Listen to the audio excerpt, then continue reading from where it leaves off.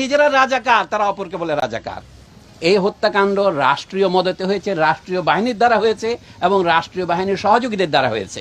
দেশের civil service থেকে শুরু করে সমস্ত সরকারি চাকরিতে সকলের বৈধভাবে প্রতিযোগিতা করার অধিকার থাকবে কি থাকবে না, সেই প্রশ্নটা অরাজনৈতিক প্রশ্ন নয়, এটা একটা রাজনৈতিক প্রশ্ন। কিন্তু রাজনৈতিক প্রশ্নের রাজনৈতিক সমাধানের দিকে না গিয়ে দেশের সরকার প্রথমে সেইটাকে এক পাশে ঠেলে দিতে চেয়েছে, উপেক্ষা করতে চেয়েছে, পরে যে দমন নীতি অবলম্বন করেছে নিজেদের পেটোয়া বাহিনী দিয়ে, সেটা থেকেই এই হত্যাকাণ্ডের শুরু। আমরা প্রথমেই পরিষ্কার করে বলতে চাই, এই হত্যাকাণ্ড রাষ্ট্রীয় মদতে হয়েছে, রাষ্ট্রীয় বাহিনীর দ্বারা হয়েছে এবং রাষ্ট্রীয় বাহিনীর সহযোগীদের দ্বারা হয়েছে, যাদেরকে আমরা বলতে পারি প্রাইভেট বাহিনী। এর বিশ্বাসযোগ্য তদন্তের জন্য অবশ্যই বর্তমান পরিস্থিতিতে আন্তর্জাতিক তদন্ত দরকার। আমরা আমাদের নিহত, আহত, গুম হওয়া এবং নির্যাতিত জাতীয় জনগণের পক্ষ থেকে সেই দাবিকে অকুণ্ঠ সমর্থন জানাই। দ্বিতীয়ত, এখনও হত্যাকাণ্ডকে অস্বীকার করার জন্য একটা উদাহরণ দিই আপনাদের। গতকাল শোক দিবসের নামে একটা প্রজ্ঞাপন জারি করেছেন মন্ত্রিপরিষদ সচিব। সেখানে দেখবেন নিহত এবং আহতদের জন্য শোক পালনের জন্য কালো ব্যাজ পরিধান করতে বলেছেন। আমরা কিন্তু সেটা প্রত্যাখ্যান করেছি, আমরা লাল ব্যাজ পরেছি। এবং তারপরে তাদেরকে তারা শহীদ বলতে রাজি নন। তাহলে তারা যদি শহীদ না হন, শুধু নিহত হন, তাদের জন্য তাহলে প্রার্থনা করার দরকার কি? এটা হচ্ছে একটা নয়, এই ধরনের অজস্র সবিরোধ আপনারা পাবেন।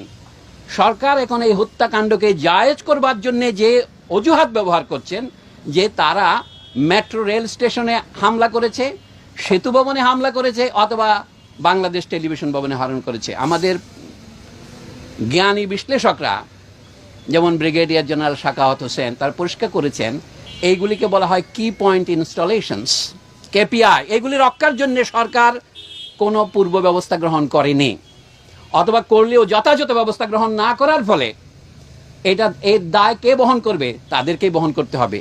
আর যেখানে গুলি হয়েছে, ধরুন প্রথমেই আবু সাইদ যেখানে নিহত হয়েছে রংপুরে, সেখানে কোন কেপিআই আক্রমণ করেছিল তারা? এখনো সরকারের সর্বোচ্চ মহল থেকে বলা হচ্ছে যে আমাদের উন্নয়নের প্রতীকগুলোকে ধ্বংস করার জন্যে আমাদের রাজনৈতিক বিরোধীরা এই আন্দোলনে ঢুকে পড়েছে। কথাটা যদি ধরে নেই, যুক্তির খাতিরে সত্য হই, তাহলে বলতে হবে দেশের মানুষ এটাকে সেই মুহূর্তে সমর্থন করলো কেন? ধরুন মিরপুর 10-এ অথবা অন্যান্য যে মেট্রো রেলে আক্রমণ করলো কেন? আমাদের দেশের অথবা যে কোনো ঔপনিবেশিক দেশের ইতিহাসের সাথে যারা পরিচিত, এমনকি ইউরোপের দেশের ইতিহাস যারা পরিচিত, তারা জানেন মানুষ যাকে ক্ষমতার দম্ভের প্রতীক মনে করে সেটাকে হামলা করে। সরকারের লেজিটিমেসির একমাত্র দাবি হচ্ছে, বৈধতার একমাত্র দাবি হচ্ছে আমরা উন্নয়ন করেছি গত 1.5 দশকে। আইয়ুব খান সাহেবের 1 দশক ছিল, এখন শেখ হাসিনার 1.5 দশক হয়েছে। এই উন্নয়নকে মানুষ যে প্রত্যাখ্যান করেছে, সেটা দেখা যায়। ঢাকা শহরের সমস্যাটা কি ছিল? গণযোগাযোগ ব্যবস্থার একটা বৈজ্ঞানিক পদ্ধতি, পাবলিক ট্রান্সপোর্টেশন সিস্টেম, সেটা দিয়ে মেট্রো রেল দিয়ে সেটার সমাধান হবে না। তাদেরই প্রকাশিত তথ্য অনুসারে এটা যখন সম্পূর্ণ চালু হবে, তাকে মাত্র 9% লোক একে উপকার পাবেন। কাজে এইটাকে প্রতীকী করে দেশের সমস্ত বাজেটের টাকাকে এক খাতে নিয়ে যাওয়া, এই ম্যান্ডেট কে দিয়েছে? এটা জনগণের সাথে আলোচনা করা হয়েছে। সুতরাং মানুষ যখন তথাকথিত উন্নয়নের প্রতীকগুলিকে আক্রমণ করে, সেটাকে আপনি প্রথমে মনে হবে দুর্ঘটনা, কিন্তু না, এর পেছনে একটা কারণ আছে। আমরা বলেছি সরকারকে ক্ষমা চাইতে হবে, এখন সেই পর্যায়ে পার হয়ে গেছে। এখন জনগণের পক্ষ থেকে ক্রমশ ধ্বনি উঠবে। এই সরকারের ক্ষমতা থাকার অবস্থায় আপনারা কি কেউ বিশ্বাস করেন তারাই ন্যায় বিচার করতে পারবেন? তারাই হত্যাকাণ্ডের বিচার করবেন না, কারণ তারা নিজেরাই হত্যাকারী। তো আপনি হত্যাকারীর কাছে কি করে হত্যাকার চাইবেন? যারা নিজেরা রাজাকার, তারা অপরকে বলে রাজাকার। পৃথিবীতে এর চেয়ে বড় পরিহাস আর কি আছে?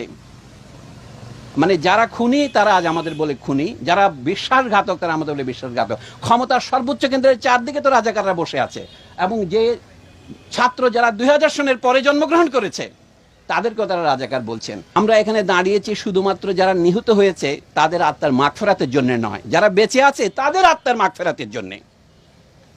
আমাদের মাগফিরাত হচ্ছে, মাগফিরাতের মূল কথা হচ্ছে ক্ষমা, আল্লাহর কাছে ক্ষমা চাওয়া, আল্লাহ গফুরুর রহিম। এবং যারা নিহত এবং আহত এবং যারা নির্যাতিত, এখন নিপীড়িত এবং যারা পলাতক, আমরা তাদের প্রতিকার চাই। এবং তাই প্রতিকার সম্ভব হবে যখন দেশের সমগ্র জনগণ ওদের মতোই বেরিয়ে আসবে। বলা হচ্ছে এটা শুধু ছাত্র যুবকদের আন্দোলন, আসলে এটা ছাত্র যুবকদের আন্দোলন নয়, এটা সারা দেশের আন্দোলনে পরিণত হয়েছে এবং পরিণত হতে চলেছে। আন্দোলন বন্ধ হয় নাই, আন্দোলন বন্ধ হবে না। আমরা আজকে শিক্ষক হিসেবে দাঁড়িয়েছি, কিন্তু আমরা শিক্ষকতার বাইরেও আমাদের সামাজিক ভূমিকা আছে। আমরা তো ভোটারও বটেই।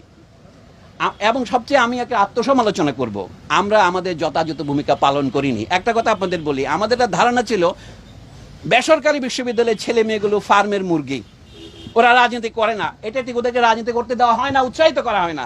আজকে আমরা অবাক হলাম যখন সরকারি বা পাবলিক বিশ্ববিদ্যালয়গুলিতে সরকারি বাহিনীর হামলার ফলে সাধারণ ছাত্ররা জেগে উঠলো তাদের বিরুদ্ধে। তারা যখন পরাজয়ের মুখে, তখন তাদেরকে সরিয়ে নিয়ে রাষ্ট্রীয় বাহিনী ঢুকিয়ে দেওয়া হলো, এবং তখনই দেখা গেলো আন্দোলন ছড়িয়ে পড়লো। শুধু কি ঢাকার প্রাইভেট বিশ্ববিদ্যালয়গুলিতে না, সারা দেশেতে ছড়িয়ে পড়লো। মানব জাতির ইতিহাস যদি দেখেন, আসলে কি মানুষ যাকে যে যুগকে আমরা আদিম যুগ বলি, মধ্যযুগ বলি, তার তুলনায় আমরা কি বেশি সভ্য, বেশি সদয়, বেশি দয়ালু, বেশি ভালোবাসা প্রবণ হয়েছি? আমার সন্দেহ আছে। সেটা নিয়ে আজকে আলোচনা করার বিষয় নয়, কিন্তু আমি বলবো তারপরেও আপনার ভবিষ্যৎ প্রগতির জন্য নয়, আপনার আজকের জন্যেই আমাদের দাঁড়াতে হবে বুক বেঁধে। হ্যাঁ, গুলিতে যারা মারা গিয়েছেন তারা আমাদের পথপ্রদর্শক। আমাদের মধ্যে অনেকে আমরাও মারা যেতে পারি, আমরাও গ্রেপ্তার হতে পারি, সেটা মনে রাখতে হবে আপনাদের। আমরা বিশাল জনস্রোতের সঙ্গে আছি, কিন্তু আমরা ভেসে যাওয়ার জন্য আসিনি। আমাদের বুদ্ধিজীবী হিসাবে আমাদের আত্মসমালোচনার দরকার, আমাদের এই সমস্যার পুরো পুঙ্খানুপুঙ্খ ব্যাখ্যা করা দরকার। সংকটের উৎপত্তি কোথায় সেটাকে না গিয়ে সরকার এখন বলছে এই দল সেই দলকে নিষিদ্ধ করব, সেটা কিন্তু মূল সমস্যার কোনো হাতই লাগবে না, শুধু সমস্যাকে আরো বাড়াবে, আরো ক্যান্সারের সৃষ্টিপাত করবে। এই জন্য এখন যেটা দরকার, পুরনো কথা ধার করেই বলি, রাজনৈতিক সমাধান। রাজনৈতিক সমাধানের প্রথম পদক্ষেপ হচ্ছে বর্তমান সরকারকে নিঃশর্তভাবে ক্ষমা প্রার্থনা করে পদত্যাগ করতে হবে। এই পদত্যাগ ছাড়া নতুন কোন রকমের ব্যবস্থা আমরা যেতে পারবো না।